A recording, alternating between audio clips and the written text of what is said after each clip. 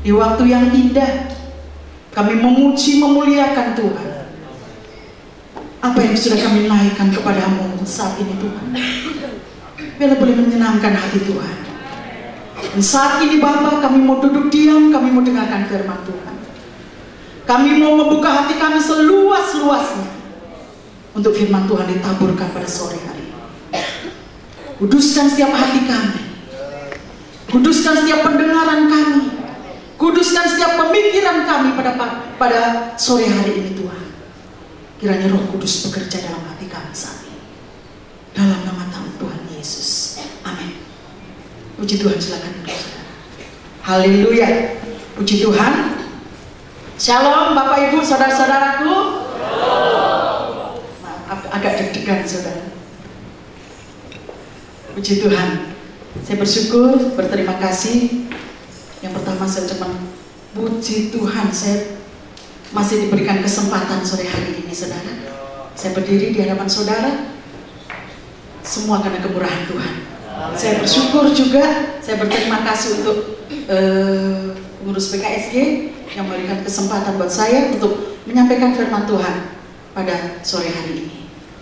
Kita percaya Roh Kudus bekerja di dalam kehidupan kita. Roh Kudus ada di tengah-tengah kita saat ini.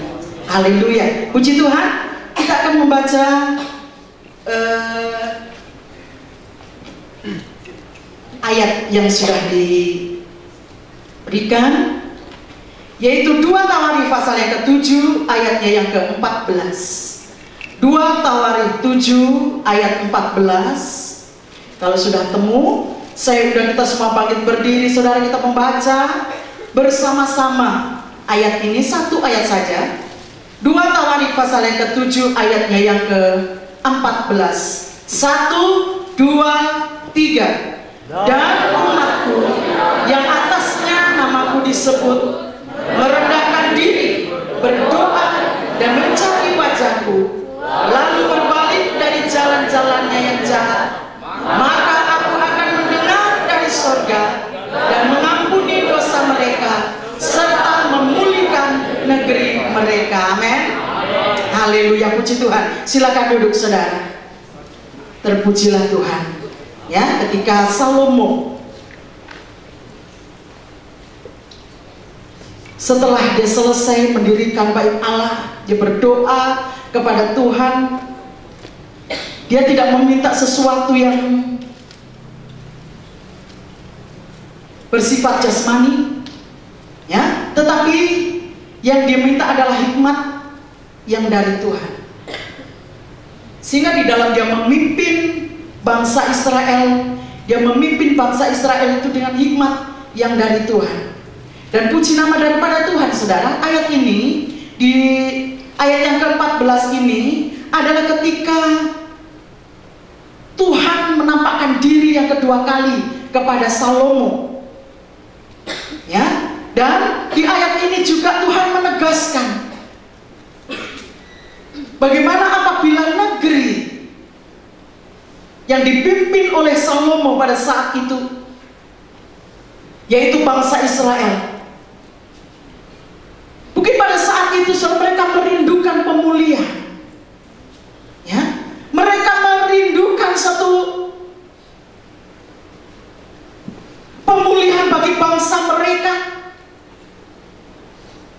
Sehingga dalam doa-doanya pun Salomo dia minta sesuatu yang sifatnya rohani. Ya, dan Tuhan menegaskan apabila engkau ingin diampuni, engkau ingin dipulihkan, syarat utama adalah merendahkan diri. Amin, saudara. Mau merendahkan diri di hadapan Tuhan, merendahkan diri, ya, artinya adalah kita tunduk akan kemahakuasaan Tuhan. Kita tunduk kepada kedaulatan Tuhan. Dan kita menyadari bahwa diri kita ini bukan siapa-siapa. Kita menyadari bahwa kita adalah manusia berdosa. Di sini Tuhan menegaskan kepada mereka, apabila engkau ingin diampuni, engkau ingin dipulihkan negerimu, rendahkanlah dirimu di hadapan Tuhan. Puji nama daripada Tuhan, saudara. Di sini dikatakan dalam ayat yang ke-14 tadi, dan umatku yang atasnya namaku disebut merendahkan diri. Yang pertama merendahkan diri, yang kedua adalah berdoa. Dan ini tidak bisa diganggu-gugat. Ada beberapa hal yang Tuhan sudah berikan, Tuhan tegaskan saat itu. Merendahkan diri, berdoa, mencari wajah Tuhan, dan berbalik dari dosa-dosa mereka, dari kejahatan mereka. Artinya mereka memohon ampun. Amin. Puji nama daripada Tuhan, saudara. Luar biasa. Dan ketika mereka mengalami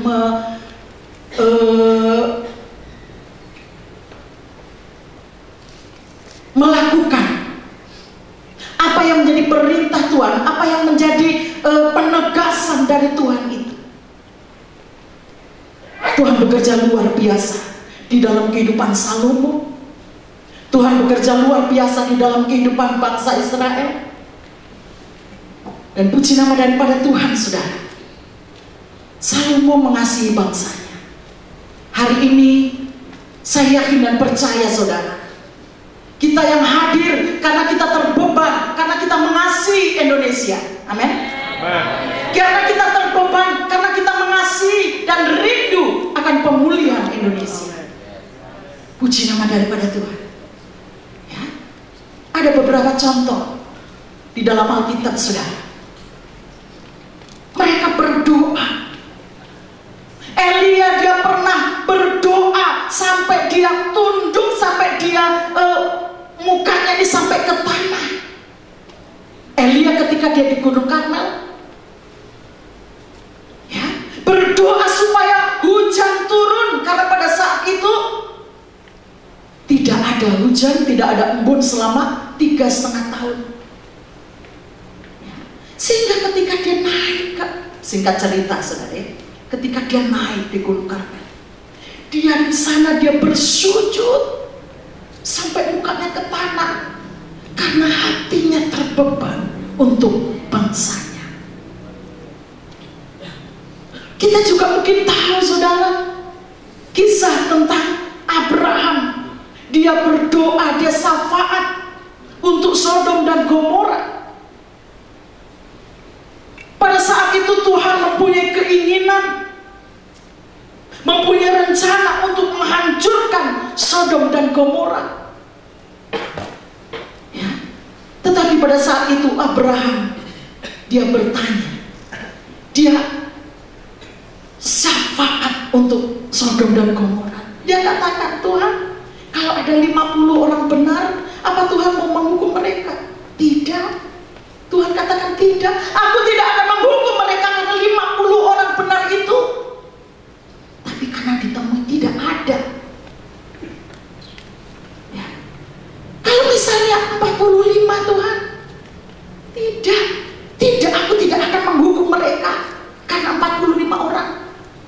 Ya. 40 Tuhan. Tawar-menawar.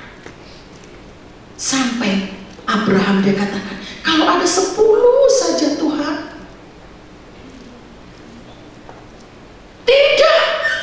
Aku tidak akan menghukum Sodom dan Gomora karena 10 orang benar itu. Tetapi di Sodom dan Gomora tidak ada. Tapi kita percaya saudara, di Indonesia masih banyak orang-orang yang benar. Amin. Kita memang bukan orang benar saudara, tetapi kita dibenarkan. Amin. Kita dibenarkan oleh darah Yesus. Dan saya tidak percaya Indonesia akan dipulihkan karena ada tangan-tangan yang mau menengadah kepada Tuhan. Ada masih banyak lutut yang mau bersujud untuk Indonesia. Masih banyak hati yang mengasihi. Masih banyak hati yang mau terbeban demi kedamaian Indonesia. Ya. Puji nama daripada Tuhan. Yunus, dia ketika diutus oleh Tuhan ya, untuk menyampaikan, untuk menyerukan pertobatan kepada kota Niniwe. Singkat cerita, Yunus ini dia lari dari panggilan itu karena dia tidak mau. Yunus ini dia tahu kota Niniwe ini sangat jahat. Bahkan dosa mereka itu sudah sampai kepada Bapa, sudah sampai kepada surga. Sehingga Tuhan merencanakan untuk menghukum kota Niniwe. Tetapi Tuhan masih utus Yunus untuk pergi ke sana untuk menyerukan pertobatan bagi Niniwe. Di tengah jalan, ketika Tuhan suruh dia pergi ke kota Niniwe, tetapi dia belok. Tuhan suruh ke kanan, dia belok kiri. Akhirnya apa yang terjadi saudara? Ketika dia berada di kapal laut, ombak besar datang, badai besar datang, sehingga mereka yang berada di dalam kapal itu mereka berteriak. Akhirnya apa? Mereka membuang undi dan Yunus yang kena. Saya percaya saudara itu adalah rencana Tuhan. Ya. Mau lari kemana? Yunus dia tidak bisa lari dari panggilan Tuhan. Ya, sehingga pada saat itu ketika si awak kapal ini dia berkata, apa yang sudah kamu lakukan? Ya, sehingga kita akan mati semua. Yunus dia katakan dengan kata lain saudara, kalau saya pakai bahasa bebas, Yunus ini dia katakan, aku yang salah, buang aku ke laut, maka engkau semua akan selamat. Satu pelajaran yang indah yang kita dapat pelajari dari Yunus saudara. Yunus ini dia tidak mencari kambing hitam. Yunus dia tidak mencari kesalahan orang lain atas apa yang dia telah perbuat. Seringkali dalam kehidupan kita, apabila kita sudah berbuat dosa, saudara, kita mencari kambing hitam. Kita menyalahkan orang lain. Benar atau tidak, saudara?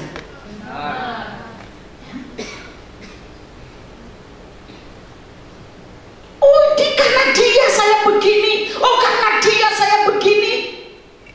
Mencari kambing hitam. Tetapi Yunus yang katakan, aku yang salah, aku yang salah. Sehingga pada saat itu dia dibuang ke laut. Dan Tuhan sudah menyediakan seekor ikan yang sangat besar. Dan Yunus berada di dalam perut ikan itu 3 hari 3 malam. Dia merendahkan diri. Dia menangis. Mungkin pada saat itu dia bertobat.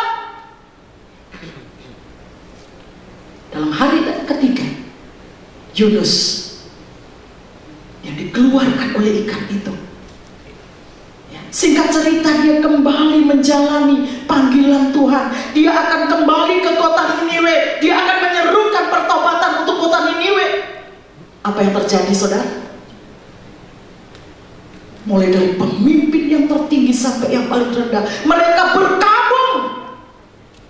Mereka memohon ampun kepada Tuhan oleh karena seruan dari Yunus. Yunus ini, dia sudah melakukan kesalahan. Ya, dia mau merendahkan diri, dia bertobat, dia diampuni, dia diberkati dan menjadi berkat, dia diampuni dan mau mengampuni, dia dipulihkan untuk menjadi pemulih. Puji nama daripada Tuhan. Ya, sehingga apa yang terjadi, saudara? Coba kita lihat satu ayat di dalam Yunus pasal yang ketiga, ayatnya yang ke-10. Yunus pasal yang ketiga ayat 10. Ketika Tuhan melihat perbuatan mereka itu, yakni bagaimana mereka berbalik dari tingkah lakunya yang jahat, maka menyesallah Tuhan karena malapetaka yang telah dirancangkannya kepada mereka, dan ia pun tidak jadi melakukannya. Doa pertobatan kota Niniwe sanggup mengguncangkan sorga. Ya, hari ini kita akan berdoa, kita akan menyatukan hati kita, kita berdoa, kita memohon kepada Tuhan. Terlebih dahulu, saudara, kita rendahkan diri, kita memohon ampun kepada Tuhan untuk pribadi kita, dan kita juga akan memohon ampun untuk bangsa kita. Puji nama daripada Tuhan, saudara. Luar biasa. Ya, dalam ayat yang ke-10 di sini tadi dikatakan bagaimana mereka berbalik 180 derajat, mereka berbalik dari dosa-dosa mereka, dan mereka mengakui kesalahan mereka. Mereka memohon ampun, aku bertobat, aku bertobat.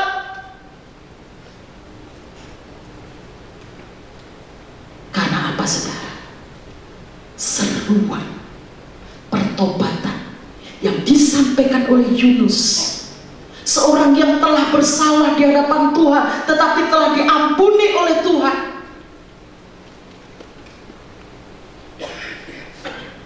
Puji nama Tuhan daripada Tuhan.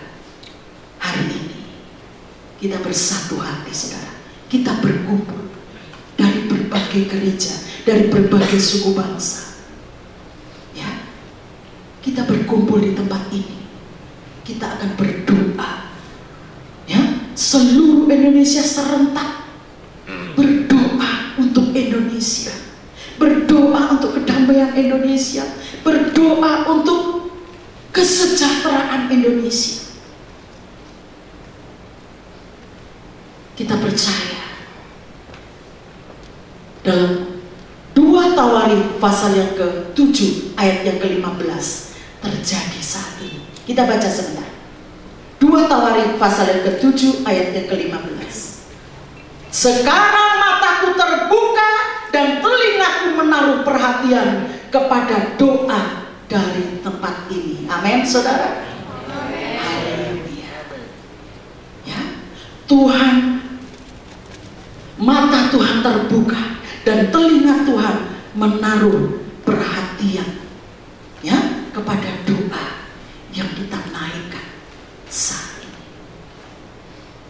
Tuhan Yesus memberkati kita semua, saudara. Haleluya. Saya undang kita singer untuk maju ke depan.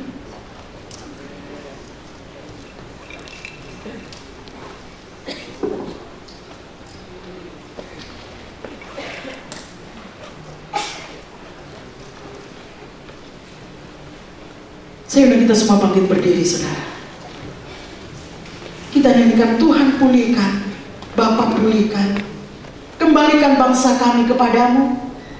Bapa pulihkan, ampunilah bangsa kami, dan ampunilah kembali negeri kami. Haleluya.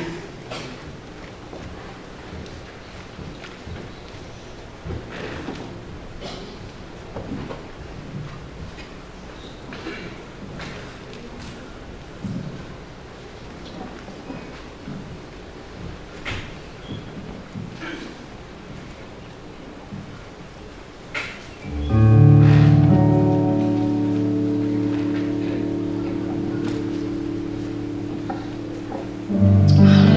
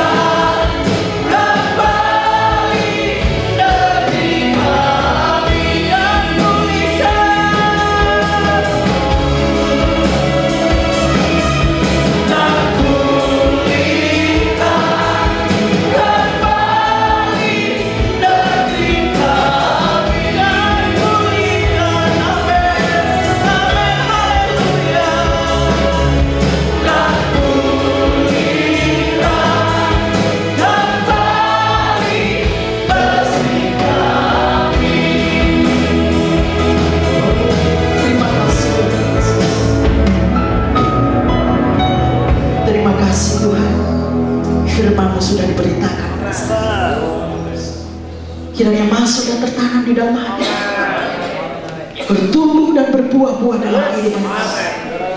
Kami mengasihi Indonesia, pulihkan Indonesia. Terima kasih Tuhan, dalam nama Tuhan Yesus Kristus. Haleluya, amin. Puji Tuhan.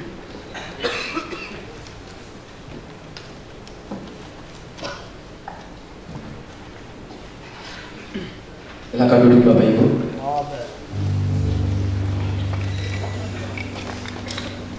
Haleluya. Puji nama Tuhan. Bapak Ibu Saudara kekasih, sebentar kita akan masuk di dalam doa syafaat, dan selesai nanti kita berdoa syafaat, kita akan langsung bergabung live streaming dengan pusat. Namun sebelum itu kita akan melakukan doa syafaat terlebih dahulu di tempat ini. Ada beberapa pokok doa yang sudah dibuat, dan ada beberapa hamba Tuhan atau Bapak Ibu Gembala yang sudah ditunjuk untuk nanti berdoa. Doa yang pertama, Bapak Ibu Saudara kekasih, akan disampaikan oleh Bapak Pendeta Daniel Yoga.